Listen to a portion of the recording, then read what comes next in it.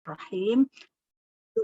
Alhamdulillahirabbil alamin arrahmanir rahim maliki yaumiddin iyyaka na'budu wa iyyaka nasta'in ihdinas siratal mustaqim siratal ladzina an'amta 'alaihim ghairil maghdubi 'alaihim waladdallin amin.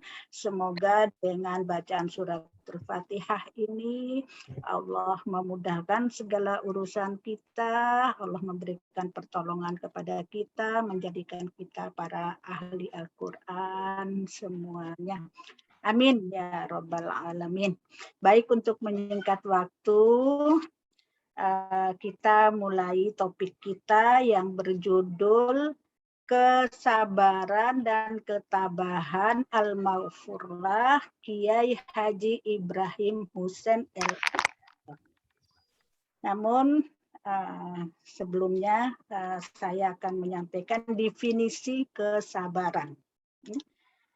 Definisi kesabaran itu menurut yang saya baca, saya tidak ada kitabnya, menahan diri dari kesusahan. Menahan diri dari kesusahan dan menyikapinya sesuai dengan syariah dan akal. Menjaga lisan dari celaan-celaan kepada orang lain, menahan anggota badan dari segala dosa. Namun saya punya definisi sendiri. Sabar itu menurut saya nih, mencintai sesuatu yang kita tidak senangi. Nah itu coba dibayangin ya. Sesuatu yang tidak disenangi kita harus cinta ya. Bayangin tuh ya. Kira-kira apa yang kita tidak suka tapi harus diupayakan supaya kita harus mencintainya. Adik-adik mahasiswa pernah mengalami patah hati? Pernah mengalami patah hati enggak? Cintanya ditolak, cintanya diputus. Ya, sesuatu yang sangat menyedihkan, yang sangat menyayat hati, yang sangat menyiksa hati. Pernah enggak? Semua kita pernah dicoba oleh Allah, tapi bentuk cobaannya itu berbeda. Ya, orang yang berumah tangga dicoba, ya, dicoba oleh Allah, dicoba dirinya sendiri, dicoba oleh Allah, kemudian dicoba lewat anak-anaknya, kadang dicoba dengan suaminya. Nah, itu definisi saya, harus kita cinta. Apapun yang terjadi dalam kehidupan kita itu harus kita hadapi dengan kesabaran ya. Di dalam surat Al-Baqarah ayat 153 Allah berfirman, ya ayyuhalladzina amanusta'inu bis-sabri was-salah innallaha ma'as-sabirin. Ya wahai ayuha sekalian alladzina orang-orang yang amanu beriman, ista'inu mintalah pertolongan bisobri dengan sabar, wasolati dan sholat. Innallaha sesungguhnya Allah ma'as-sabirin bersama atau beserta orang-orang yang sabar. Jadi apapun yang terjadi, kita itu dicoba dengan Allah, ya, cobaan bagaimanapun sulitnya, beratnya, kita harus minta tolong kepada Allah dengan sabar dan sholat. Karena Allah itu bersama orang-orang yang sabar. Laisa jazaa'uhu illal jannah. Sabar itu tiada lain balasannya adalah surga. Surga ya. Di dalam surat Al-Furqan ayat 75 Allah itu mengangkat derajat orang-orang yang sabar. Ya. Allah berfirman, ulaika yujzaunal ghurfata bima sabaru wa yulaqawna yulqawna fiha tahiyatan wassalaman. Ya. Ulaika, mereka itu yujzauna, siapa mereka itu, yaitu orang-orang yang sabar itu, yujzauna, akan diberikan balasan, kelihatan martabat yang tinggi, kedudukan yang tinggi, diistimewakan oleh Allah, bima, dengan kesabaran mereka, bima sobaru wa yulaqawna fiha, dan mereka disambut di dalamnya, maksudnya di surga nanti, tahiyatan wassalaman, dengan penghormatan dan ucapan selamat. Nah, itulah betapa tingginya derajat orang-orang yang sabar itu. Nanti kita kalau sudah bersabar, apapun yang terjadi kita lakukan dengan penuh kesabaran. Dihina orang yang sabar, dicela orang yang sabar, diomongin orang, di apapun oleh orang, kita bersabar, selalu bersabar. Kenapa? Karena Allah sudah janji akan memberikan derajat yang tinggi, martabat yang tinggi kepada orang-orang yang bersabar. Bersabar, sabar, sabar, dan sabar. Tadi ya, dalam surat Al-Furqan itu Allah berjanji itu. Ya, jadi bisa nggak kita berlaku sabar? Memang sabar itu gampang diucapkan, tapi berat, sulit sekali dilaksanakan. Ya. Di dalam hadis Rasulullah yang terkait sabar ini, hadis yang diriwayatkan oleh Imam Muslim, bahwasanya bersabar pahalanya itu tergantung pada besarnya ujian. Kalau ujiannya tinggi, maka pahalanya juga tinggi, gitu ya. Kalau ujiannya ringan, pahalanya juga ringan. Ya. Ini hadisnya bahwa sabar itu, pahala itu tergantung pada besarnya ujian bala. Ya. Dan sesungguhnya Allah Ta'ala apabila mencintai hambanya atau sesuatu kaum, maka kaum itu diujinya. Maka orang itu diujinya lebih dahulu. Kalau ingin hambanya itu masuk surga. Maka barang siapa yang rela mendapat ujian itu, maka mendapat keridhaan Allah. Kalau kita rela dengan ujian yang diberikan oleh Allah. Dan barang siapa yang benci, yang tidak menerima ujian Allah itu, yang tidak mensyukuri dan tidak bersabar, itu maka kemurkaan Allah baginya. Itu hadis Rasulullah. Jadi di sini ini intinya ya, sabar itu harus kita terima dengan ridho, dengan ikhlas, dengan penuh ketabahan ujian. Di dalam hadis juga disebutkan sabar itu adalah sebagian dari iman. As-sabru iman, lupa ya apa itu ya. Sabar adalah bagian dari iman, merupakan kepala dari tubuh. Itu sabar ya. Di dalam hadis juga disebutkan, sungguh menakjubkan perkara orang yang beriman, karena segala perkaranya adalah baik. Jika ia mendapatkan kenikmatan, ia bersyukur karena ia mengetahui bahwa hal tersebut adalah memang baik baginya. Dan jika ia tertimpa musibah atau kesulitan, ia bersabar karena ia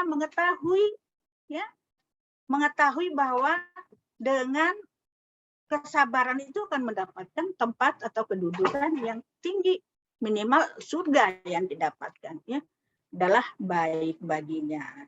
Juga di dalam surat Ali Imran 146, Allah mencintai orang-orang yang sabar. Itu wallahu yuhibbus sabirin. Allah mencintai orang-orang yang sabar. Jadi sabar. Saya lupa ini di mana saya baca ya. Sabar itu ada 3 bagian. Ya. Pertama, sabar mematuhi ketaatan perintah dan larangan Allah. Sabar mematuhi ketaatan perintah dan larangan Allah. Seperti kita harus istiqomah dalam menjalankan ibadah, istiqomah dalam menghafal Quran, teguh hati, semua kegiatan diniatkan ibadah kepada Allah Subhanahu wa Ta'ala. Kemudian sabar yang kedua, sabar terhadap cobaan yang menimpa. Ya, dijadiin kita orang miskin, sabar sambil kita berupaya dengan sekuat tenaga, dengan sekeras usaha yang keras untuk mengatasi hal tersebut. Ketika orang yang terkasih kita dipanggil Allah, baik itu dipanggil hidup maupun dipanggil mati, harus sabar walaupun hati kita itu sedih, hati kita teriris rasanya, tapi itu adalah takdir Allah. Kemudian yang ketiga, sabar akan ujian kesenangan. Kita diberi suara yang bagus, menjadi qari'ah, kemudian menjadi hafizah yang luar biasa, itu harus benar-benar kita syukuri, kita tidak sombong, tidak riya, dan ini adalah ujian semua dari Allah, ya. Nah, seperti itu. Terkait dengan itu, bagaimana kesabaran dan ketabahan dari Al-Maghfurlah, pendiri Institut Ilmu Al-Quran ini, Kiai Haji Ibrahim Hussein LML, itu luar biasa kesabarannya dalam mendirikan IIKI, ya. Sabar sekali, banyak ya tantangan-tantangan yang dihadapi beliau itu, ya, terutama terkait dengan dana, terkait dengan segala macam. Namun beliau itu penuh kesabaran, ya, bagaimana agar IIKI ini bisa didirikan, melobi, bersilaturahim kepada orang-orang yang punya harta. Ya, waktu itu Yayasan Afan itu dilobi terus oleh beliau supaya mau membantu mendirikan Institut Ilmu Al-Quran ini, ya, membuka S2, ya, waktu itu kami itu pertama itu master, ya, MA itu gelarnya, kami itu dari sarjana muda. Jadi dengan itu saja, cemohan-cemohan dari pihak-pihak yang lain itu banyak sekali, namun beliau hadapi dengan kesabaran dan ketabahan. Bagaimana beliau menghadapi para dosen-dosen, ya, pembina-pembina IIKI, kemudian mahasiswi IIKI, beliau penuh dengan kesabaran, terutama yang saya rasakan, kami alumni pertama itu merintis, ya, kami kuliahnya itu di garasi beliau di Kampung Utan. Itu ada, kalau bawah Fakultas Syariah, yang di atas Fakultas Usuluddin. Itu beliau sabar menghadapi kami itu, ya, namanya orang kampung, ya, dari seluruh Indonesia itu bermacam watak, bermacam sifat, bermacam, ya, macam-macam lah ragamnya kami itu. Namun beliau itu padahal seorang ulama besar, tapi menghadapi kami itu benar-benar dia sebagai anak sendiri. Sampai saya juga itu, saya merasa beliau itu adalah orang tua sendiri, karena memang dititipin oleh, alhamdulillah, dari daerah begitu.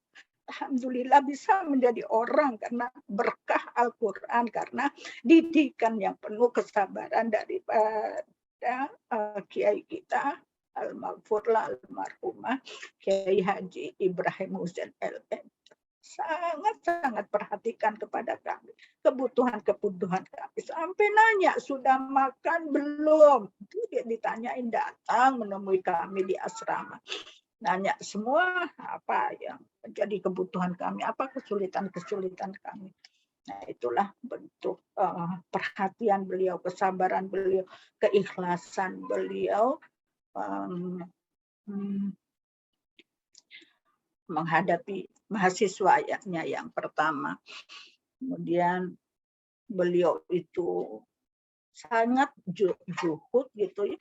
Dari rumahnya itu jalan kaki ke kampus IIKI atau ke tempat kami. Allahu Akbar. Sayang dia lagi ngajar. Allahu Akbar.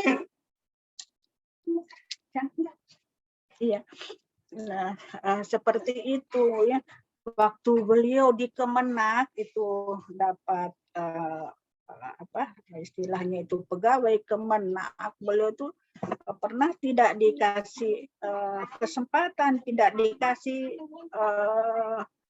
meja di sana itu ya, karena mungkin ya biasalah orang-orang itu berebut kekuasaan, tapi beliau itu sabar aja apapun perlakuan orang-orang terhadap beliau itu ya. Banyak sekali contoh-contoh yang harus kita teladani dari beliau ini. Bagaimana kita ketika mahasiswi, kemudian bagaimana kita nanti setelah tamat dari itu, bagaimana kita menjadi orang di masyarakat. Itu saya sangat merasakan itu perubahan besar bagi diri saya, sehingga alhamdulillah bisa seperti ini, bisa saya mendidik anak-anak saya semua. Alhamdulillah banget. Berkat IIKI, berkat almarhum ya, yang penyabar, ikhlas dan zuhud itu ya. Ya udah dulu kali ya, saya terbawa emosi kalau ingat-ingat zaman dahulu. Baik Fatih. Baik Ibu, sudah ya. Baik. Makasih, nanti kita perbanyak di diskusi saja ya. Baik. Ya, baik Bu Utari. Assalamualaikum warahmatullahi wabarakatuh. Waalaikumsalam. Baik teman-teman, kita lanjutkan. Jadi kita pada hari ini ada 2 tema, yaitu tema tentang tadi yang sudah dijelaskan oleh Ibu Tari tentang kesabaran ya, kesabaran. Kemudian yang kedua adalah tentang zuhud dan kesederhanaan ya, tentang zuhud yang tadi itu judulnya kesabaran dan ketabahan beliau ya, al-maghfurlah. Karena memang kita sejak minggu lalu itu setelah hamalatul Quran, kemudian masuk pada profil al-maghfurlah ya. Jadi yang profil pertama itu tentang keikhlasan ya, keikhlasan dan ketulusan. Kemudian yang kedua kesabaran dan ketabahan. Dan yang selanjutnya ini adalah tentang zuhud dan kesederhanaan. Nah, ini teman-teman semua udah belajar akhlak tasawuf belum? Kalau di prodi FUD mungkin, di IAT mungkin sudah ya ada akhlak tasawuf. Kalau di PAI sudah ada akhlak tasawuf, teman-teman? Sudah, Bu. Sudah ya. Semua sudah dapat mata kuliah tentang zuhud ya, atau itu ada di akhlak tasawuf. Yaitu di antara salah satu terminal yang dilakukan oleh seorang sufi adalah zuhud. Nah, zuhud ini apa? Kalau secara pemaknaan ya, zuhud itu adalah meninggalkan ya, tarkun, meninggalkan apa? Meninggalkan mantan, kata Bu ini ya, Bu Utari tadi, meninggal mantan dengan kesabaran. Ya. Jadi meninggalkan segala sesuatu ya yang terkait dengan duniawi, untuk apa? Untuk liwajhillah, li tawajjuh ilallah, untuk menghadap segala sesuatunya kepada Allah. Nah, pengertian lain juga ada az-zuhud al-masyru' ya, atau zuhud yang disyariatkan adalah tarku ma la yanfa', meninggalkan yang tidak bermanfaat fi daril akhirah, untuk hari akhir, ya, segala meninggalkan sesuatu yang tidak bermanfaat di hari akhir, ya, wasiqatul qalbi, yaitu kemudian meneguhkan hati, bima indallah, ya, hampir sama ya tadi, intinya itu adalah apa, hati kita, ya, hati kita tidak terpaut dengan dunia tetapi terpaut dengan akhirat. Boleh jadi zuhud itu ya kita tetap memperhatikan kepentingan duniawi kita, tetapi hati kita terpautnya kepada di akhirat untuk kepentingan mencari keridhaan Allah Subhanahu wa taala. Nah, itu zuhud. Nah, banyak di Al-Qur'an, sekali lagi mungkin teman-teman sudah pernah belajar tapi kita refresh lagi di ayat di surah wabtaghi fima ataqallahu darul akhirah wabtaghi fima ataqallahu darul akhirata wala tansa nasibaka minad dunya. Nah, surah apa itu? Itu sering banget kita dengar ya. Yang hafidhah coba. Ya. Al-Hasr kayaknya deh. Ayo. Apa? Al-Qasas ya. Al-Qasas ayat 77. Wabtaghi fima ataqallahu darul akhirah wala tansa nasibaka minad dunya. Ahsin kama ahsanallahu ilaika wala tabghil fasada fil ard innallaha la yuhibbul mufsidin. Nah, di situ zuhud itu apa? Yang tadi dari pengertian pertama tadi dikaitkan dengan ayat ini bahwa zuhud adalah kita itu semangat ya, carilah ya, wabtaghi, carilah apa yang dianugerahkan Allah kepadamu untuk kepentingan akhirat. Nah, tapi jangan lupakan kepentingan duniawi. Nah, itu zuhud. Nah, ya, wa ahsin kama ahsanallahu, dan berbuat baiklah ya. Berbuat baiklah kepada Allah, yaitu beribadah dalam hal ini kita menjalani kehidupan ini, kita lakukan yang terbaik untuk Allah. Seperti bagaimana wa ahsin kama ahsanallahu ilaika ya. Jadi kita ini sangat sempurna, teman-teman. Semua punya panca indera yang lengkap. Semua punya gigi yang lengkap, yang masih lengkap. Kecuali mungkin kayak saya, kayak Bunda Tuti, Bu Utari, itu Bu Nur Iza sudah berkurang giginya. Nah, kalau teman-teman masih lengkap semuanya, tapi kita pun dulu diberikan yang lengkap. Bu Ipa, gigi Allah. Saya masih utuh, alhamdulillah. Oh, alhamdulillah. Alhamdulillah ya. Nah, nah itu begitu Allah memperindah diri kita. Tidak hanya dari segi fisik, tapi keindahan terbesar adalah kita bisa kuliah di IKI. Nah, benar nggak? Bagaimana tadi Bu Utari merasa bersyukur sekali bisa masuk IKI, bangga sekali. Bunda Tuti, Bu Nur Izzah, pasti kalau ditanya apakah di IKI menyesal, nggak ada di IKI menyesal. Nah, itulah saya menyesal kenapa nggak dari dulu. Nah, Bunda Tuti menyesal karena apa? Bunda Tuti udah menikah duluan, teman-teman, baru kuliah di IKI, jadi menyesal kenapa nggak dari dulu. Sampai ini Bunda Tuti udah S3 ya, teman-teman, ini untuk menyemangati S3 ini mau kuliah lagi, sudah selesai S3 di PT IKI, saking cintanya ke IKI mau kuliah lagi S3 di IKI. Sudah semester 1 Bu itu. Nah, sedang semester 1. Masya Allah ya, semoga punya kita juga kuliah. Iya, cintanya tidak di mulut. Nah, cintanya tidak di mulut ya, tadi Bunda sampaikan. Nah, baik. Nah, kita kembali ke zuhud. Nah, zuhud itu adalah tadi bahwa hati kita itu tidak terpaut dengan akhirat, tetapi segala sesuatu yang di dunia tetap kita cari, tetapi urusan akhirat tidak menjadi prioritas.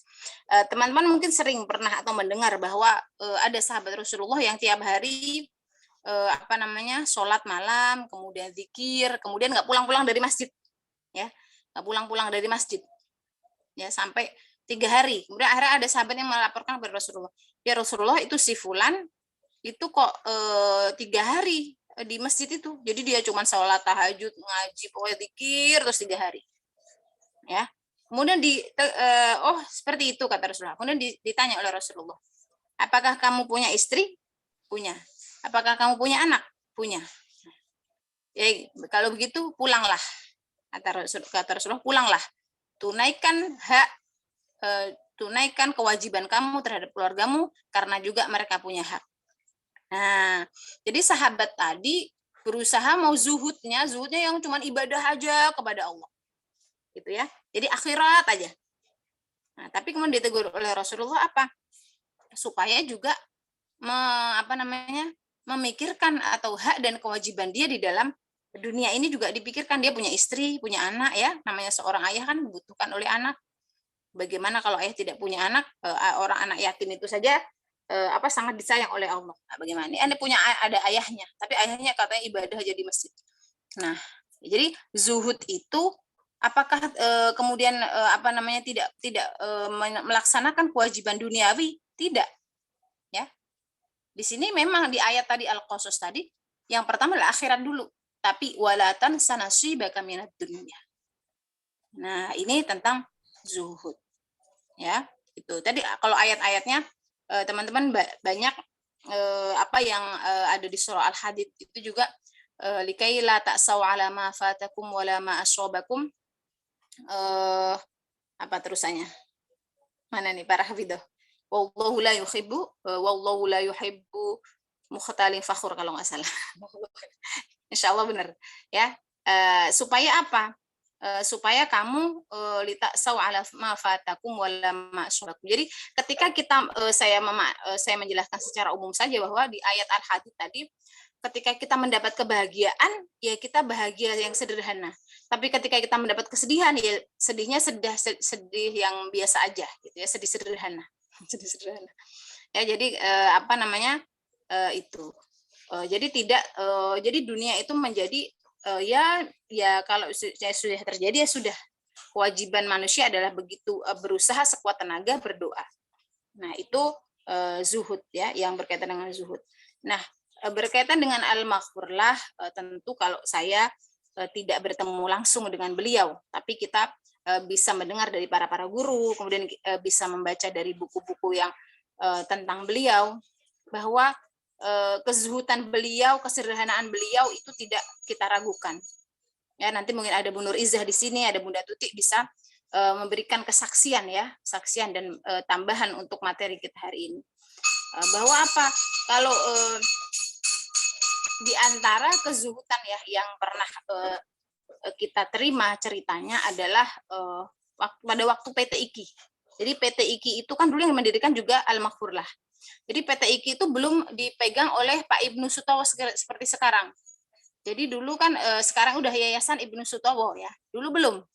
Nah, dulu adalah di bawah Kemenak, Kementerian Agama. Jadi dibiayai karena memang perwakilan dari daerah-daerah gitu ya. Nah, kemudian makannya, SPP-nya semuanya dihidupi oleh Kementerian Agama. Nah, pada suatu ketika dari Kementerian Agama itu diambil ya. Di stop, dananya di stop. Nah kan ini santri ini mahasiswa butuh makan ya, butuh makan, kemudian untuk menggaji dosen dan sebagainya, ya. Nah saking berkaitan nih materi pertama keikhlasan, kesabaran, ketulusan ya, sampai dengan kesederhanaan, kezuhudan ini, beliau punya mobil bagus, kemudian beliau jual, ya diganti yang lebih murah. Nah, uangnya untuk apa? Untuk menjalankan roda PT IKI ini. Nah, itu salah satu beliau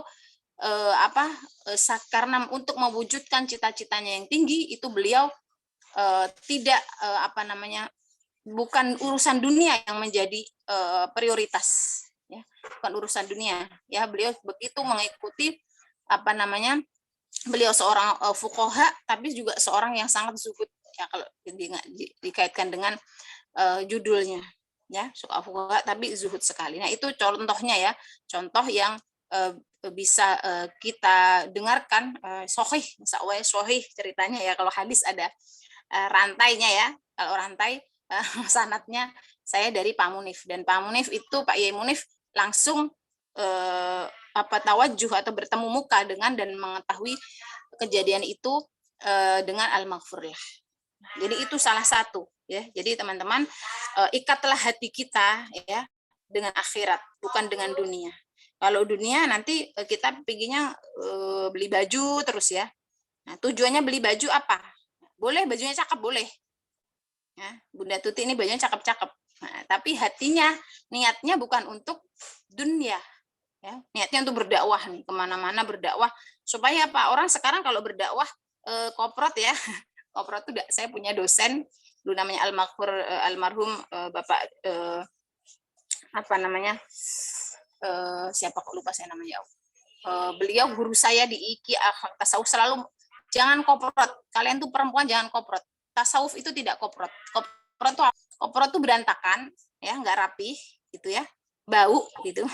Jadi kalau orang bilang kalau sufi itu ya pakai bajunya yang jelek atau yang sederhana, tidak. Sekarang sufi atau orang zuhud itu bisa berbentuk pakai jas, bisa, ya. Ya hatinya dipenuhi dengan zuhud tadi. Ya karena apa? Kalau Bunda Tuti misalkan, Bunda Utari, terus ada teman-teman di sini semua, ketika berdakwah mengajak orang, kitanya ajak orang rapih. Nah sekarang itu memang zamannya orang apa namanya melihat dari luar gitu ya. Ya jadi bagaimana kita mau mengajak? Nah kalau akan tertarik, kalau kita pun meyakinkan, kemudian asal tidak berlebihan ya, jangan blush on-nya terlalu tebal atau seperti apa yang terlalu berlebihan, itu nanti serem juga ya, kayak apa namanya, kayak topeng nanti. Nah tapi saya ikut seminar itu, seminar online shop yang paling tertinggi yang laku adalah make up. Nah pasti teman-teman punya alis ya, punya lipstiknya berapa, punya berapa, lebih dari satu pasti. Nah itu niatkan semua itu adalah buat kepentingan akhirat. Apa bisa Bu? Ya bisa, gitu ya. Jadi kalau mengajar, coba kalau kita nih yang ngajar ini enggak, ya meskipun saya enggak terlalu make up, tapi ya minimal tapi kalau kamera ini enggak bisa dibohongi ya. Kamera ini bisa jadi cakep banget meskipun wajahnya biasa. Nah, tapi setidaknya orang memandang itu diniatkan untuk apa namanya? Bisa minimal tidak, tapi nyaman gitu loh. Bukan masalah tertariknya, tapi dia nyaman. Nah, jadi mendengarkan apa yang kita sampaikan juga nyaman. Jadi itu ya teman-teman, insya Allah sudah paham semua. Tapi itu diantara contoh ya, contoh apa namanya perjuangan ya, perjuangan Pak Abah Al-Maghfurlah itu hubbud dunya, ya tidak hubud dunia. Jadi kita mahasiswa IKI, kata Pak Ilmunif, kalau mahasiswa IKI ahlul Quran, maka tidak cocok kalau hubud dunia, ya tidak cocok. Ya jadi apakah rumah boleh bagus Bu? Boleh, rumah boleh bagus, mobil boleh bagus, tapi hati tetap akhirat ya. Jadi akhirat. Kalau ada hal yang berkaitan dengan keduniawian yang harus melepaskan segala hal berkaitan dengan keduniawian, maka itu menjadi keikhlasan tadi ya. Keikhlasan, kesabaran, maka tidak masalah, karena yang menjadi prioritas kita adalah kepentingan kita di akhirat. Baik, mungkin itu saja yang saya sampaikan. Kami beri kesempatan kepada Ibu Nur Izzah atau Bunda Tuti dulu, monggo silahkan untuk menyampaikan materi yang berkaitan tentang keikhlasan maupun kezuhudan Al-Maghfurlah Profesor Dr. Ibrahim. Silahkan Ibu. Ada Bu Nur Izzah? Ya, baik. Terima kasih. Bunda Tuti dulu atau saya dulu? Monggo. Orang tua dulu, guru saya dulu dong. Waduh. Baik, sedikit saja menambahkan. Assalamualaikum warahmatullahi wabarakatuh. Waalaikumsalam warahmatullahi wabarakatuh. Ya, menambah sedikit saja tentang tadi zuhud yang sudah disampaikan teman kita Bu Ifati ya, bahwa zuhud ya, kalau kita melihat makna zuhud itu adalah hakikatnya membenci sesuatu ya, kita memang harus membenci sesuatu dan berpaling kepada sesuatu ke yang lain. Jadi tadi tidak hubud dunya, kita sangat cinta kepada suami ya, ternyata suami kemudian dipanggil oleh Allah ya kan. Nah, jadi kalau kita mau mencintai suami ya jangan sampai 100%, ya separuh sajalah gitu. Jadi kalau misalnya Allah memanggilnya, ya maka kita tidak kecewa, kita tidak hubbud dunya. Ya, kita boleh hubbud dunya tapi untuk akhirat. Ya, kita cinta suami untuk akhirat. Jadi memotivasi kita supaya kita tingkatan ibadahnya lebih dari yang sebelumnya, gitu ya. Jadi di situ ya kita harus berpaling dari sesuatu yang sangat kita cintai itu. Kemudian jika kita siapapun ya, jika kita meninggalkan kelebihan dunia, ya, kemudian kita juga membencinya dan kita menyenangi akhirat, maka ini artinya orang itu sudah zuhud dari dunia. Ya, subhanallah, luar biasa ya. Jadi siapapun orang yang mampu meninggalkan kelebihan dunia, kemudian membencinya dan menyenangi akhirat, maka orang tersebut adalah zuhud dari dunia. Nah, masalahnya, problemnya, kalian masih muda belia, belum nikah, belum sempurna, belum sempurna umat Nabi Muhammad kalau belum menikah gitu kan. Ya, jadi sekarang berdoa supaya nanti mendapatkan pasangannya yang betul-betul agamis. Jadi supaya nanti ketika berkeluarga itu satu visi gitu. Kalau misalnya suami kita hubbud dunya, sedangkan kita zuhud, coba gimana? Perang di dalam. Ya, kita cinta ilmu, mau mengajarkan banyak ilmu, tapi suami maunya harus ditemani ya di rumah terus menerus gitu. Kan harusnya kalau 50-50 kita enak, sama-sama enak gitu. Ya, kalau saran Pak Kiai Munif kan nanti kalian jodohnya akan diberikan oleh Allah ya, diberikan oleh Allah dan melebihi alumni PT IKI katanya gitu. Berarti kan hafal Al-Qur'an dan juga tamatan Timur Tengah, berarti ilmu-ilmu Timur Tengahnya mapan gitu, mampu. Jadi itu tentang hakikat zuhud ya. Tadi itu hakikat zuhud.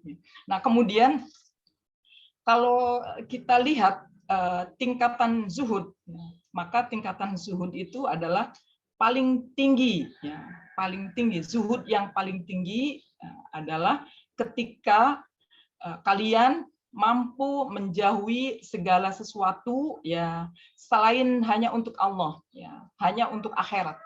Ya, maka itu adalah tingkatan yang paling tinggi ya. Jadi kehidupan akhirat itu lebih baik daripada kehidupan di dunia gitu. Ini udah kalangan Ibnu Arabi ya. Ibnu Arabi kata beliau, kata Pak Kiai dan juga di buku-buku materi akhlak tasawuf ya, Ibnu Arabi itu paling tinggi kalau kita mampu ya. Nah, kemudian tadi tentang zuhud ya. Nah, tentang zuhud itu sudah melekat pada diri almarhumlah Bapak Profesor Kiai Haji Ibrahim Hussein, itu betul-betul karena tadi Ibu Ifati bilang saya tidak bertemu langsung dengan Pak Kiai Ibrahim Hussein. Tapi kalau saya bertemu ya, mulai dari semester 1 sampai selesai, dan juga saya mengabdi di IIKI masih ada beliau.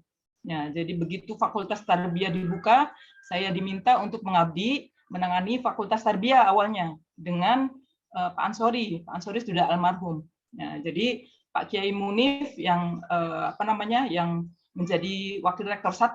Jadi saya disuruh menghadap ke beliau, kemudian saya menghadap dan minta saran bagaimana apa yang harus saya lakukan pada waktu itu.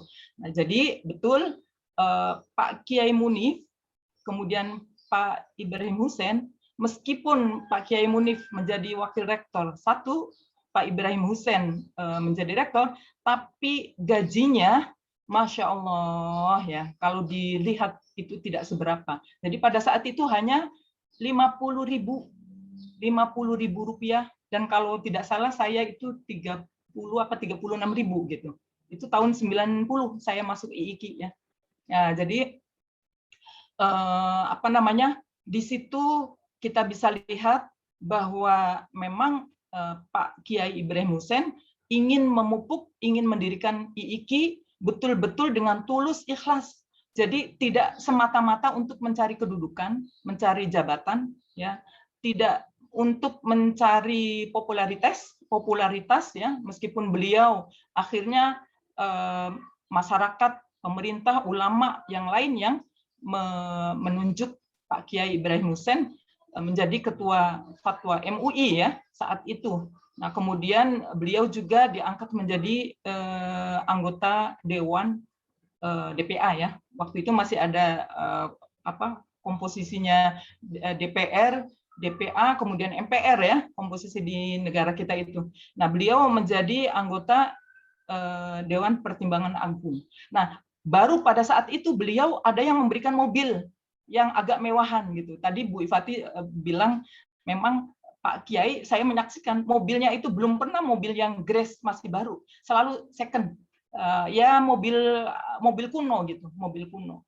Itu yang beliau pakai dan selalu jalan kaki ya, kata Bu Sri Utari tadi, kalau dari rumah dari Kampung Hutan ke kampus IIKI jalan kaki dan selalu membaca buku dengan sabar ya, dengan tawaduknya, dengan kezuhudannya. Beliau berpakaian pun beliau hanya baju putih atasnya, kemudian bawahnya celana panjang gelap, warna gelap ya, kemudian kopiahnya agak miring.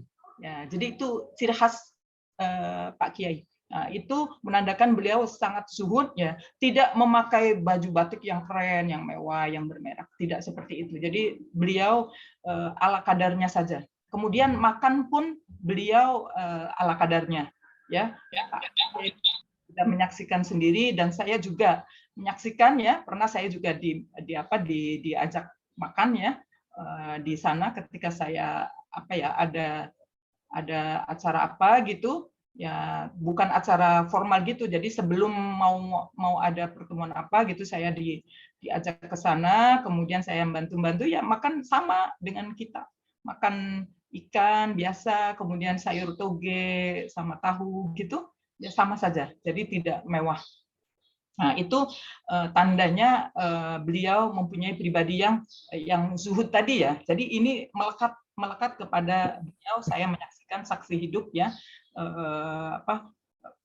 Keseharian beliau ya, kemudian beliau sabar dalam menjalani semua cita-cita tugas mulianya. Jadi beliau yang berkeinginan mendirikan awalnya PT IIKI, kemudian IIKI didirikan dan merawat IIKI ya, mengembangkan IIKI.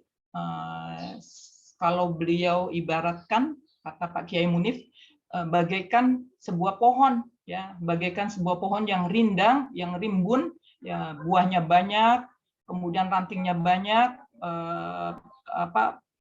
bunganya juga harum, semerbak, buahnya manis, semua orang ingin memetik dan ingin merasakannya. Nah, itu IIKI diibaratkan seperti itu. Jadi beliau ya, almarhum itu dengan sabar, tekun ya, berjuang, ada rintangan, ada ujian, ada cobaan, banyak sekali ya yang dihadapi, tetapi beliau tetap sabar. Contohnya, IIKI, kampus IIKI yang hanya secuil ya dari bagian yang lain UIN, ya, tanah-tanah UIN luas ya, itu ingin direbut, diambil oleh pihak UIN. Ya, setiap ganti rektor, setiap ganti periode rektor, selalu yang diobrak-abrik itu IIKI kampusnya akan diminta. Nah, begitu. Jadi ketika Pak Quraish Shihab sempat menjadi rektor itu agak aman, diam tidak, karena mereka tidak berani untuk ngotak-ngatik lagi. Nah, kemudian sebelumnya itu kayak orang apa ya? Kalau ini merupakan cobaan ujian yang sangat luar biasa ya. Kalau tidak dengan kesabaran yang sangat tinggi Pak Ibrahim Hussein ya, maka mungkin akan luluh karena gempuran dari sana sini. Nah, dari pihak UIN menggandeng pihak Kemenag ya, membuat surat dari biro hukumnya itu bahwa IIKI diultimasi dari bulan sekian sampai bulan sekian tahun sekian agar segera mengosongkan. Itu sampai beredar seperti itu. Tapi dengan gigih kokoh ya, itu berkat perjuangan beliau, meskipun beliau sudah tidak ada. Ya, itu saya ya ternyuh, hati ternyuh, dan mungkin boleh menitiskan air mata kalau melihat perjuangan beliau yang ditanamkan karena tulus, ikhlas, sabar. Ya. Akhirnya meskipun beliau sudah tidak ada, gempuran itu masih tetap muncul, tapi alhamdulillah semuanya itu tidak terjadi sampai sekarang. Sampai waktu itu pernah Pak Soekardja mengatakan, karena Pak Soekardja itu orang IIKI, tapi dia dosen tetap UIN. Ya, di IIKI, di Yayasan IIKI dipakai, artinya tenaga pikirannya dipakai benar-benar memperjuangkan IIKI karena seirama. Nah, tetapi UIN tetap gempur itu. Waktu itu Pak Soekardja sempat jadi wakil rektor 1 juga di UIN. Akhirnya dapat bocoran, alhamdulillah, insya Allah IIKI aman. Karena apa? Karena UIN sudah membeli tanah-tanah yang punya Pemda yang di samping jalan yang sekarang jadi kampus pascasarjana, kemudian ada kampus psikologi, ya, kemudian ada kampus kedokteran ya, yang sebelahnya kan kedokteran tuh untuk laboratoriumnya. Nah itu waktu itu belum ada bangunannya, tapi bocoran dari Pak Soekardja itu bilang, alhamdulillah semoga kita aman karena informasinya UIN akan membeli semua itu. Nah, dan ternyata sekarang memang sudah dimiliki tuh. Ya di jalan Kertamukti itu kan, itu kampus UIN tuh berjejer ya. Terus sampai mana itu, sampai ujung mau ke Pisangan itu punya UIN. Dan juga kita dulu disuruh dipindah, nanti disiapkan tempatnya di psikologi di situ. Di Fakultas Psikologi nanti buat IIKI-nya nanti di situ akan dilebarkan untuk rumah sakit UIN. Karena UIN mau membuka rumah sakit yang terakreditasi yang nilainya A. Karena nilainya rumah sakit UIN itu waktu itu C, tidak bisa naik karena kecil, sarananya tidak lengkap ya. Kemudian tidak memenuhi kriteria akreditasi. Jadi kampus IIKI akan diminta untuk menjadi lahan. Bahkan waktu itu bocorannya lagi, karena waktu itu suaminya Bu Maria menjadi termasuk salah satu yang berada di kepengurusan rumah sakit atau fakultas kedokteran waktu itu. Nah, bilangnya Bu Maria yang cerita, ini kampus IIKI nanti menjadi tempat limbah atau salurannya rumah sakit UIN. Kemudian nanti komplek UIN-nya itu terus sampai mana itu, sebelum Kelurahan Pisangan ya. Sekarang sudah ada Fakultas Ekonomi. Nah, sebelumnya itu sampai situ, nanti rumah sakit UIN itu sebesar itu. Nah, itu targetnya UIN. Karena pendonor dana ya, penyandang dana itu sudah menyiapkan pada tahun itu ya. Tetapi kalau tahun yang sudah ditentukan tidak terpenuhi, maka akan digugurkan ya, dananya kembali lagi, tidak ngucur gitu loh. Nah, itu UIN itu gencar saat itu dengan surat sakti dari Kemenang. Nah, jadi awalnya memang IIKI itu kan tanah yayasan PMII, tanah yayasan YPMII gitu. UIN juga sama. Jadi Kemenang itu ada tanah milik pendidikan gitu. Jadi IIKI dibangun oleh Pemda DKI yang mengelola atau yang untuk tugasnya atau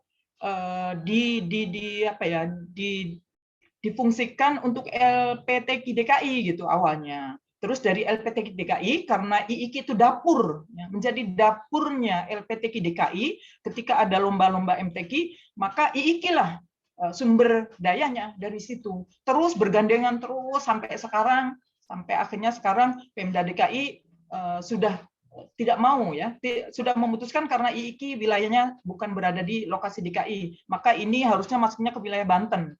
Nah, jadi itu ternyata hal seperti itu, meskipun itu kan urusan dunia. Tapi yang saya amati, saya teliti, ternyata memang barangkali ini ketulusan Al-Maghfurlah, Bapak Kiai Profesor Ibrahim Hussein, yang betul-betul tulus menanamkan, dan juga doanya beliau ya yang zuhud, sehingga sampai sekarang Masya Allah luar biasa, beberapa bangunan terus mengalir. Jadi itu contoh kesabaran, ketulusan, keikhlasan, kemudian ditambah kezuhudan, ya zuhudnya beliau. Nah, di sini yang perlu kita contoh. Mungkin itu tambahan dari saya. Semoga apa yang dicontohkan oleh Al-Maghfurlah ini betul-betul kita sebagai muridnya, sebagai alumninya melekat kepada kita, dan kita semua teman-teman yang ngajar ini sudah bisa merasakan ya semuanya bermanfaat di mana kita berada. Insya Allah ilmunya manfaat. Baik, mungkin itu saja ya. Mohon maaf. Terima kasih. Wabillahi taufik wal hidayah. Wassalamualaikum warahmatullahi wabarakatuh. Silakan selanjutnya Bunda Tuti. Ini kita jadi ngajar berempat nih ya. Nggak apa-apa Bunda, Masya Allah ini teman-teman beruntung sekali. Biasanya banyak sekali. Karena tim ya nggak apa-apa ya. Semoga manfaat, barokah. Amin, amin ya. Subhanallah, terima kasih Ibu Kandidat Dokter Haja Nur Izzah, MA, Bunda Dr. Utari, Ibu Kandidat Dokter Ifatiza MA. Assalamualaikum warahmatullahi wabarakatuh. Waalaikumsalam warahmatullahi Waalaikumsalam. Baik, mendengarkan semua penuturan materi tentang zuhud, sabar yang sudah dipaparkan oleh para guru-guru kita, para dosen-dosen kita, luar biasa, sangat tersentuh dan menggambarkan betapa almarhum Al-Maghfurlah Bapak Profesor Kiai Ibrahim Hussein LML ini intinya sangat cinta Allah, sangat cinta Al-Quran, sangat cinta Rasulullah. Kalau beliau tidak cinta kepada para penghafal Al-Quran, kepada para pecinta Allah, kepada para keluarganya Allah, tidak mungkin beliau akan hidup sezuhud itu yang sudah dipaparkan oleh Ibu Nur Izzah, karena beliau sangat mengetahui ya, Bu Haja Utari juga mengalami, melihat, dan juga betapa kita beruntung menjadi mahasiswi IKI, dan kita harus betul-betul serius di dalam ilmu keikian ini.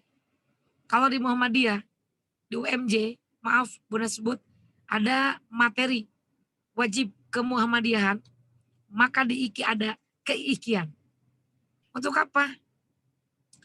Tidak ada lain yang kita untuk mengenal IKI.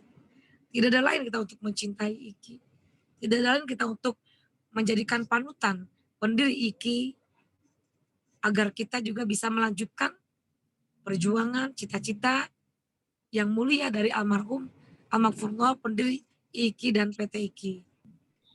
Saya masuk ke IKI tahun 2005. Sudah usia 30 tahun.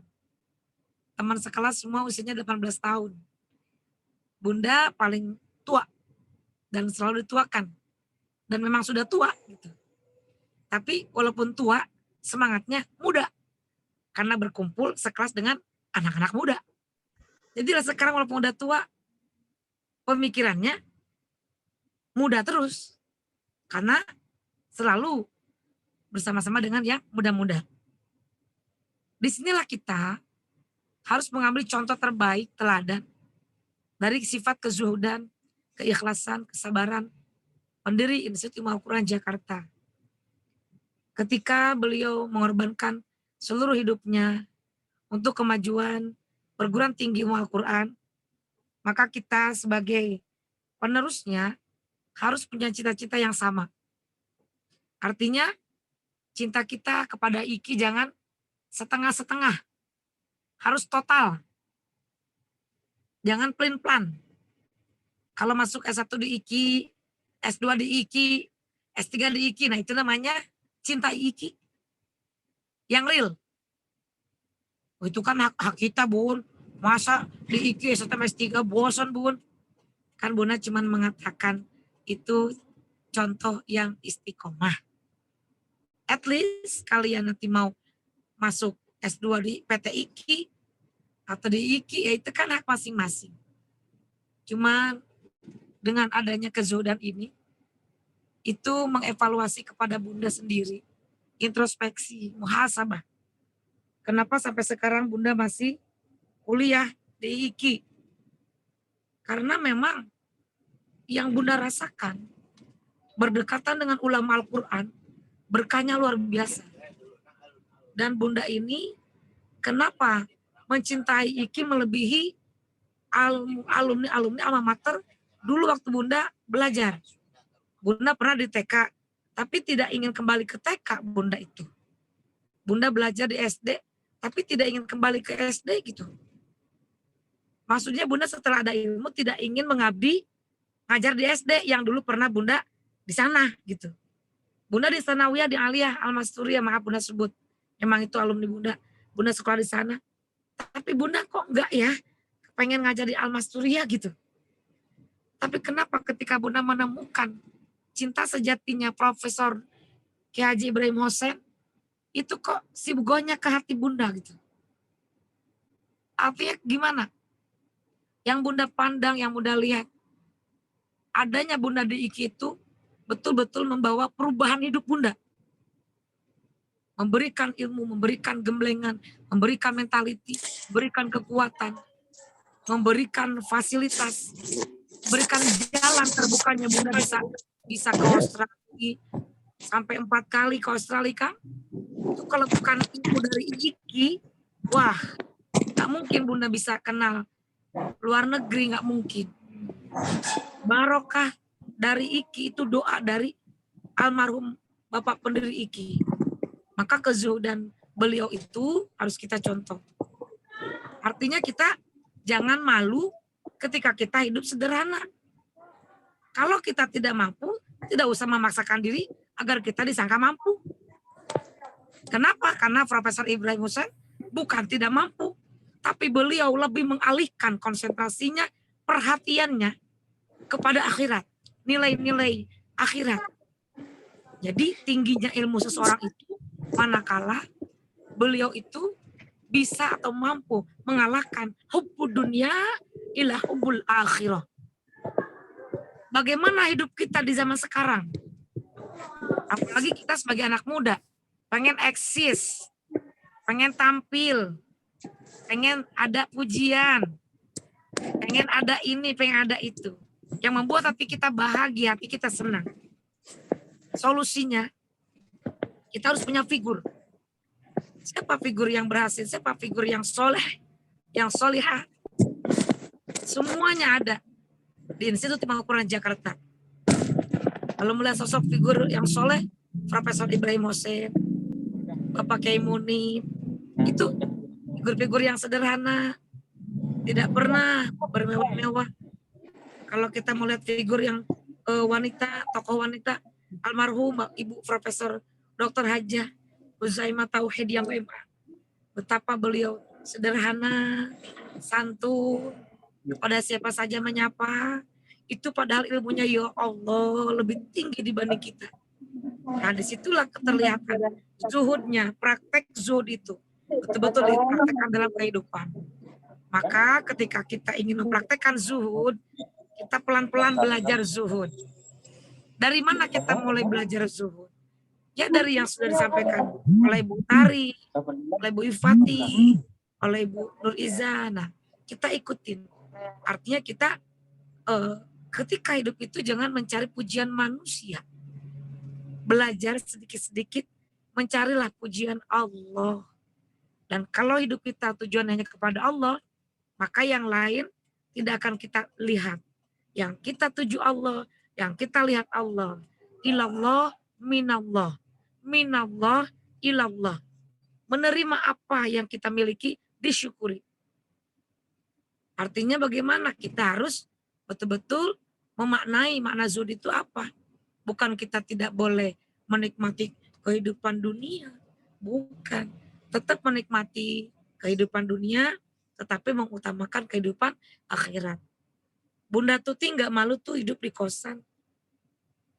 Bukan nggak kebeli tuh rumah. Tapi yang Bunda lihat Bapak Ibrahim Hussein, rumahnya, garasinya dijadikan sebagai tempat untuk menuntut orang. Artinya sejengkal, semeter itu dimanfaatkan. Apa yang bisa bermanfaat untuk agama Allah? Apa yang bisa bermanfaat untuk orang lain? Jadi dipikirkan apa yang bermanfaat? Apa yang bermanfaat? Fasilitas, ilmu kah? Tenaga, pikiran yang bisa berguna untuk orang lain. Artinya kita mengambil hikmah atau mengambil contoh dalam hidup itu. Setiap hari carilah celah kebaikan. Karena kebaikan itu yang akan kembali kepada kita. Di dunia akan dibalas, di akhirat akan dibalas.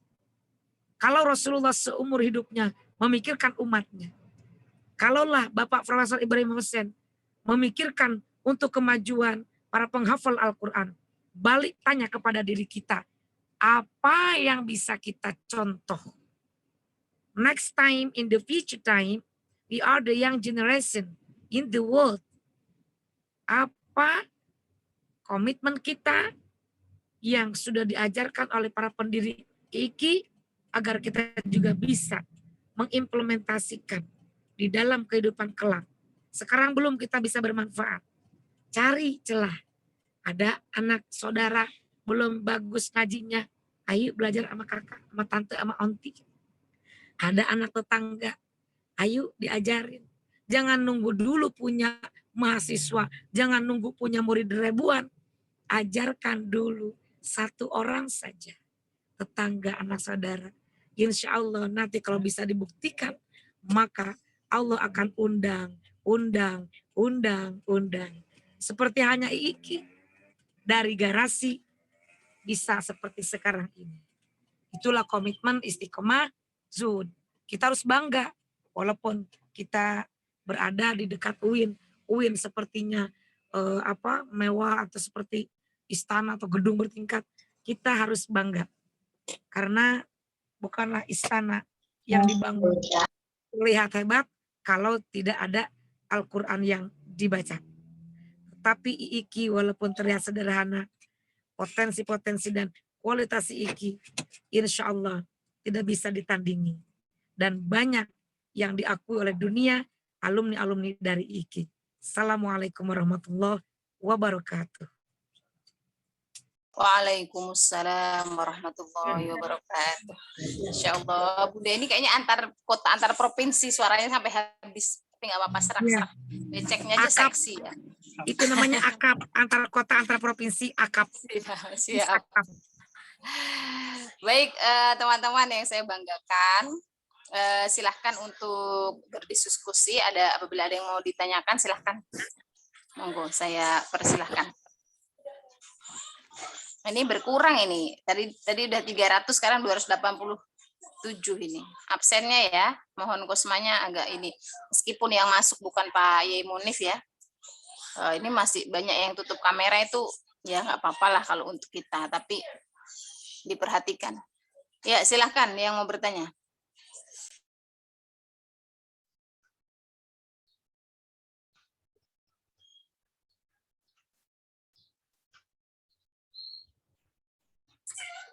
Ini nggak ada yang mau bertanya ini?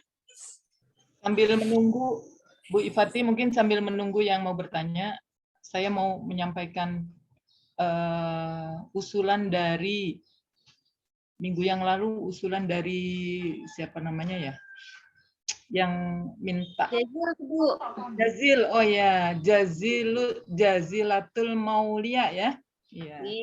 Ya, usulannya sudah saya sampaikan ke pimpinan ya melalui koordinator tim pengajar keikian, sudah direspon, sudah disilahkan, tinggal teknis pelaksanaannya mau seperti apa, karena ini kan 3 fakultas ya, apa bergilir gitu, bergilir atau yang berada di seputar Ciputat atau Jakarta atau manalah gitu, dikoordinasikan saja ya. Kemudian waktunya hari apa gitu. Saya mengusulkan hari Jumat tinggal jamnya. jamnya itu enak pagi apa sore? Kalau pagi enak ya.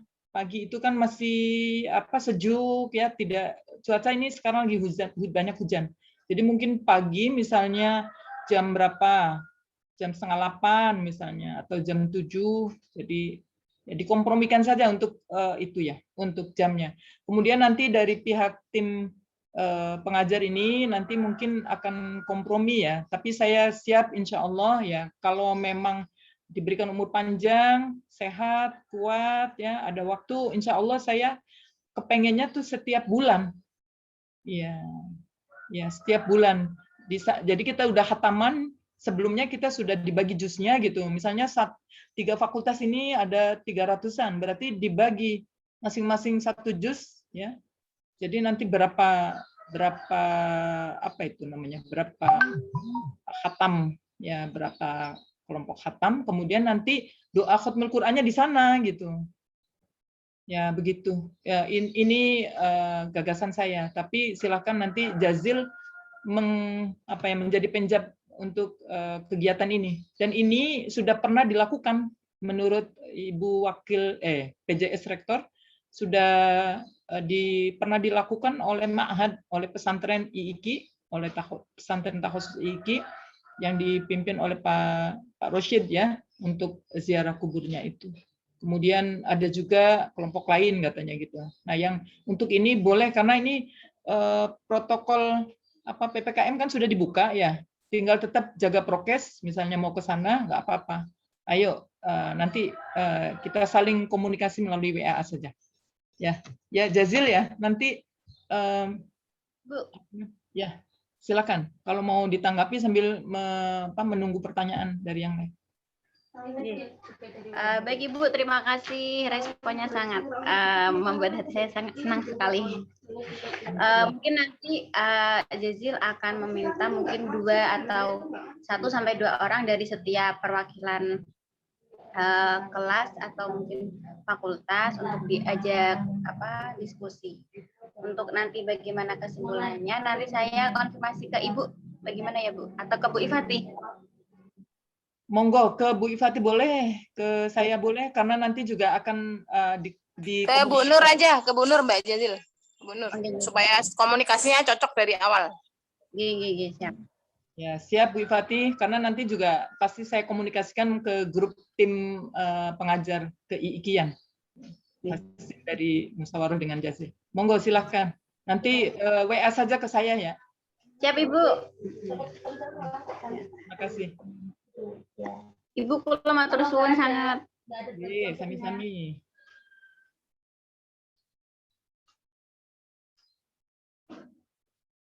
Monggo Mbak Bu Ifati, monggo dilanjut. Bagaimana teman-teman? Tidak ada yang mau bertanya ini? Masih ada sedikit waktu. Sudah pada Ibu Naifa. Sudah ya. Itu cerdas-cerdas. Insya Allah. Ibu izin bertanya Ibu. Oh, ada nih. Ini saya khawatir nanti yang dapat nilai A+ ini Mbak Jazil sendiri tiap hari nanya ya. Betul, Yang lain dapat. Setiap sesi kelas. Ya, silahkan Mbak Jazil.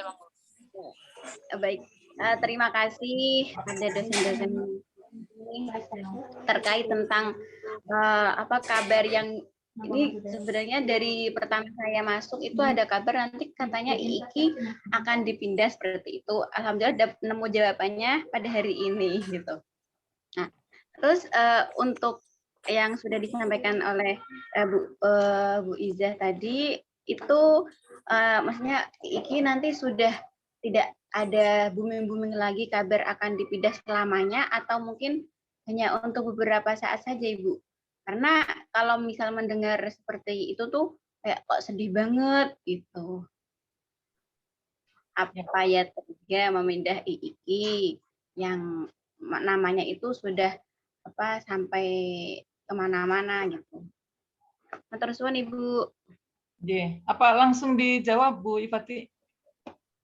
Langsung. Ya Bu, langsung aja Bu. Ini matur suwun Mbak Jazil. Mbak Jazil, karena Mbak Jazil ini juga sebentar lagi jadi alumni, jadi sama dengan kita-kita ya. Baik, jadi gempuran itu ya, itu setiap periode tuh hampir ada, terus-menerus itu. Ya, tetapi alhamdulillah ya, pamungkasnya itu karena orang menteri agamanya orang kita. Ya. Artinya orang NU gitu. Kalau orang NU insya Allah aman. Ya, kemudian bawah-bawahannya itu biasanya yang terus merongrong dan juga dirongrong oleh pihak UIN. Jadi pihak UIN-nya itu yang bagian Sarpras. Ya, kalau dulu namanya Bupenkorum. Ya, Bupenkorum itu yang menangani semua komplek ya, komplek kuburan UIN, pokoknya sarana prasarana tempat ibadahnya UIN, masjid itu masuk semua itu. Termasuk tanah-tanah lokasi yang milik YPMII ya, bukan PMII ya, YPMII ya. YPMII itu memang oleh Kemenak dulunya itu yayasan yang mengelola pendidikan ya, milik negara gitu. Nah, milik negara, kemudian Kemenak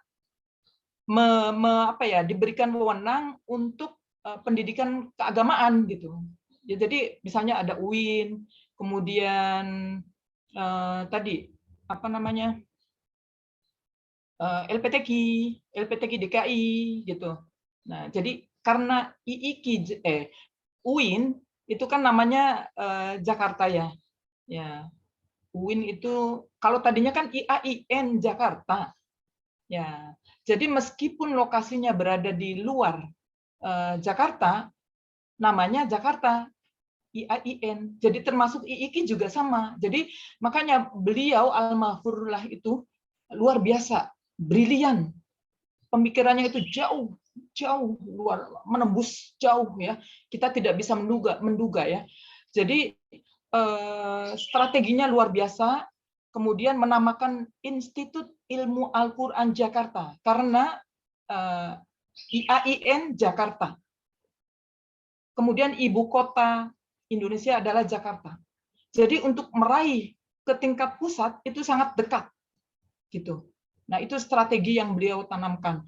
Jadi meskipun lokasinya di luar Jakarta, tapi beliau bilang, ini kan dapurnya LPTQ DKI. Gitu. DKI itu dari mana mereka mengambil para duta-duta MTQ kalau bukan dari IIKI. Nah, dulu itu IIKI didirikan, ya ini ada Ibunda Dr. Hadza Utari, ya beliau saksi yang menyaksikan, yang merasakan.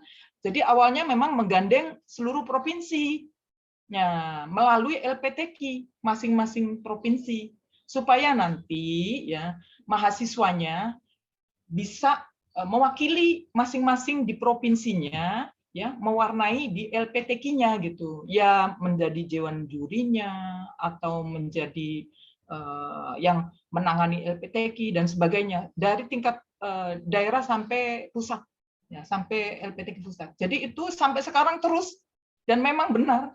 Kalian coba lihat setiap LPTQ, setiap MTQ itu banyak alumni IIKI yang menjadi dewan juri, kemudian yang menjadi peserta ya banyak dari IIKI, betul kan? Sudah betul. Alumni juga masih tetap diminta untuk menjadi peserta. Nah itu luar biasa terobosan Pak Kiai Ibrahim Hasan itu. Jadi masya Allah ternyuh gitu kalau melihat pemikiran beliau itu tembus awan sana jauh. Nah, tentang kampus yang secuil, ya sedikit paling berapa sih itu? 1000 meteran paling. Dibanding asrama IIKI, luasan asrama IIKI apa 1.500-an itu yang di Ciputat. Tapi itu diperebutkan. Awalnya itu bengkel mobil. Kemudian oleh LPTQ DKI, oleh Pemda DKI dibangunkan untuk wadahnya LPTQ gitu loh.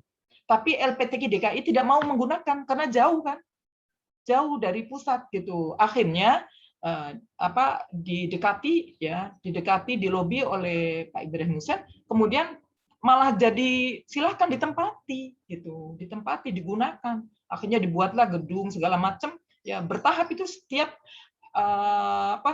tiap tahun atau beberapa tahun berikutnya itu, maksudnya pokoknya setiap tahun anggaran IIKI selalu dapat bantuan dari Pemda DKI gitu untuk membangun, untuk menyempurnakan sampai ada beberapa gedung gitu kan. Nah, sampai sarananya, kursinya, mejanya dulu tuh ada tulisannya LPTKI DKI gitu. Nah, sekarang kan terus berkembang, jadi yang bantu tidak hanya LPTKI tapi ada BNI ya, ngasih bantuan kursi dan sebagainya gitu. Nah, jadi alhamdulillah ya,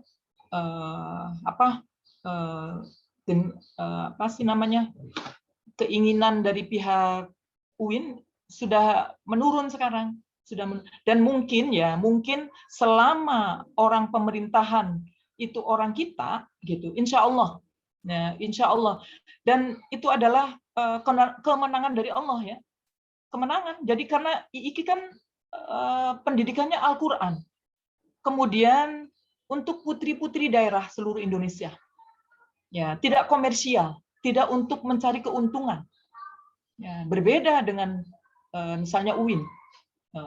Ya mungkin di sisi lain ya UIN ada, kemudian sekarang kalau kita lihat tidak murni tentang keislaman yang betul-betul, kan ada yang mengatakan UIN sekarang sudah liberal. Ada yang mengatakan seperti itu. Tapi kalau IIKI dari awal berdiri sampai sekarang murni kajiannya tentang Al-Qur'an wa ulumuhu.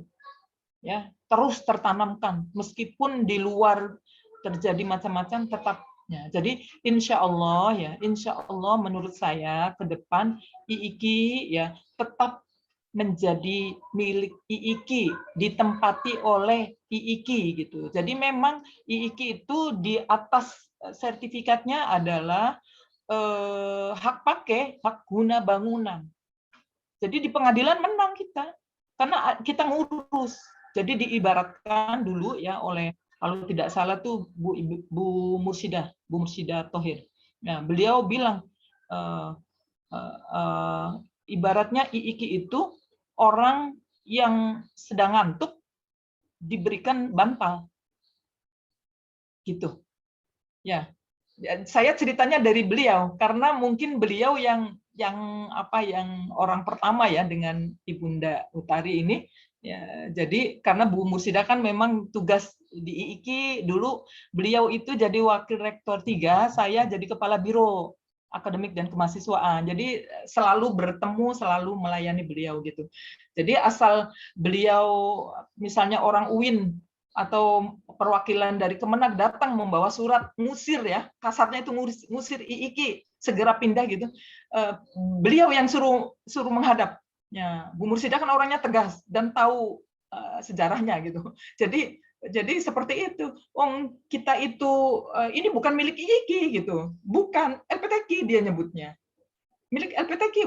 Kita orang lagi ngantuk, pengen tidur, tiba-tiba disodori bantal. Ya kita senang kan, berterima kasih. Jadi kita memang butuh untuk membina putri-putri daerah seluruh Indonesia. Jadi itu menjadi ikonnya IIKI.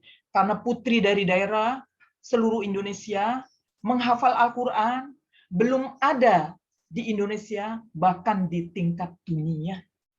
Nah itu jadi yang ditonjolkan. Akhirnya mereka ya kelagapan, nggak bisa. Ini IIKI tidak mengklaim kok ini milik IIKI gitu.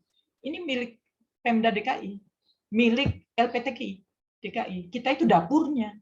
Jadi untuk mereka sumber dayanya. Jadi mungkin itu tambahan jawaban dari saya ya, Jazil ya. Paham ya, insya Allah. Ini juga sudah pastinya doa dari Al-Mahfudh ya. Murid-muridnya, alumninya mendoakan IIKI ya, terus jaya. Keywordnya bagus banget sekali, Bu. Bagaimana? Saya menemukan keyword yang bagus. Orang yang sedang ngantuk diberi bantal, loh itu nih banget. Ya bagus sekali ya. Ya itu. Ya kesaksian ini jadi termasuk kesaksian saya menyaksikan. menyaksikan Kak Jazil ngantuk kayaknya, Bu. ya. Jadi kayaknya udah pengen kena bantal. Sama teman-teman yang lain juga. Oke, baik ya, sudah cukup mungkin. Sudah banyak panjang lebar. Saya ngasih masukannya panjang lebar ini. Maaf, mohon. Terus Ibu. Iya, sami-sami. Baik, teman-teman mungkin satu penanya lagi. Sekarang sudah 10.59 sih. Mungkin ada tambahan dari Bu Utari. Sudah cukup kali ya, tutup Sudah dengan cukup. doa saja. Ya, mungkin gini sebelum kita tutup, ibu-ibu, alhamdulillah kan ada hadir semua ya. Bunda masih ada nggak ya? Bunda Tuti kayaknya udah keluar ya. Untuk masih ada. Namanya masih ada. Jadi untuk tugas UTS ya, teman-teman tugas UTS nanti yang apa? Kalau yang menjadi tanggung jawab saya itu kan di FUD dan di FUD itu sudah kita mintakan untuk resum. Jadi nanti selain itu mungkin juga resum ya, tapi lebih nanti kepada biografi biografi ini sampai ke bawah, kalau nggak perlu dari awal karena yang dari awal sudah FUD. Nanti yang FSI dengan yang dengan yang tarbiyah ya, tarbiyah nanti akan resum, tapi nanti akan kita bicarakan dulu dengan tim ya. Jadi misalkan kayak seperti ini, keikhlasan. Keikhlasan tuh ada 2 materi. Ada materi tentang keikhlasannya sendiri dan ada keikhlasan dari sisi al-maghfurlah. Nah, nanti akan kita rembukan dulu, akan kita rundingkan dulu mungkin dengan Bunda Iza, Bunda Utari dan Bunda Tuti untuk yang FSEI dengan yang syariah ya, dengan yang tarbiyah. Nanti nggak apa-apa menyusul, mungkin belum bisa sekarang untuk saling melengkapi. Nanti ya kalau FUD silahkan dikerjakan dan dikumpulkan karena memang sudah hari ini jadwal UTS ya sebenarnya. Nah, tapi untuk yang lain nggak usah khawatir karena akan ada tugas nanti insya Allah. Nanti mungkin kita berunding dulu Bu Utari, Bu Nuriza dan Bu Tuti. Mungkin cukup ya. Sudah ada tambahan lagi dari ibu-ibu? Dari teman-teman? Ya, Kalau tidak kita mohonkan Bu Utari untuk memimpin doa. Bu Ifati, maaf. Jadi bentuk UTS-nya berupa resum semuanya gitu ya? Setuju ya. saya? Tapi nanti untuk Fakultas Syariah dan Fakultas Tarbiyah nanti mungkin kita rapat dulu Ibu. Iya, bentuknya nanti. Supaya tidak ini nanti supaya Boleh. Setuju. Baik Bu, terima kasih. Kita sudah minta izin ke Pak Kiai juga. Ya. Baik, monggo Bu Utari untuk memimpin doa. Baik, mohon izin kepada tim pengajar keikian, saya baca doa. Doa kita yang pertama, al-maghfurlah. Bismillahirrahmanirrahim. Alhamdulillahirabbil alamin. Hamdan syakirin, hamdan na'amin, hamdan yuwafi ni'amahu wa yukafi mazidah. Ya Rabbal alhamdu kama yanbaghi li jalali wajhikal karim wa 'azimi sultanik. Allahumma shalli ala sayyidina Muhammad wa ala ali sayyidina Muhammad. Allahumma ighfir lahu warhamhu wa'afihi wa'fu anhu wa akrim nuzulahu wa wasi' madkhalahu wa ghsilhu bil ma'i was-salji wa naqqihi min al-khataaya kama yunqqa thawbul abyadu min ad-danas wa abadil daran khairan min dari wa ahlan khairan min ahlihi wa qih fitnatal qabri wa adzaban nar. Ya ayyatuhan nafsul mutmainnah irji'i ila rabbika radiyatan mardiyah fadkhuli fi ibadi wadkhuli jannati. Allahumma ya Allah, Allahumma arhamna bil Qur'an waj'alhu lana imama wa nuran wa hudan wa rahmah. Allahumma dhakkirna minhu ma nasina وعلمنا منه ما جهلنا وارزقنا تلاوته آناء الليل وأطراف النهار يا رب العالمين. اللهم اجعل القرآن العظيم ربيع قلوبنا ونور صدورنا وجلاء أحزاننا وذهاب همومنا. اللهم اجعل القرآن لنا في الدنيا قرينا وفي القبر مونسا وفي القيامة شفيعا على الصراط نورا وإلى الجنة رفيقا ومن النار سترا وحجابا. اللهم اشرح صدورنا بالقرآن ويسر أمورنا بالقرآن وأحسن أعمالنا بالقرآن وأحسن أخلاقنا بالقرآن. نوّر قلوبنا بالقرآن ونوّر بيوتنا بالقرآن واجعلنا من العاملين بالقرآن. اللهم أكرمنا بكرامة القرآن وشرفنا بشرافة القرآن وزينا بزينة القرآن ربنا هب لنا من أزواجنا وذرياتنا قرة أعين واجعلنا للمتقين إماما ربنا آتنا في الدنيا حسنة وفي الآخرة حسنة وقنا عذاب النار دعواهم فيها سبحانك اللهم وتحياتهم فيها سلام وآخر دعوانا والحمد لله رب العالمين آمين. Mohon maaf, terima kasih. Assalamualaikum warahmatullahi wabarakatuh. Waalaikumsalam warahmatullahi wabarakatuh. Baik, teman-teman, dengan berakhirnya doa, Makasih berakhir banyak pula pertemuan. Ya, Bunda silahkan kalau mau ditutup. Assalamualaikum. Barakallahu fikum. Amin, amin, amin ya Rabbal. Baik teman-teman, kita akhiri karena sudah doa.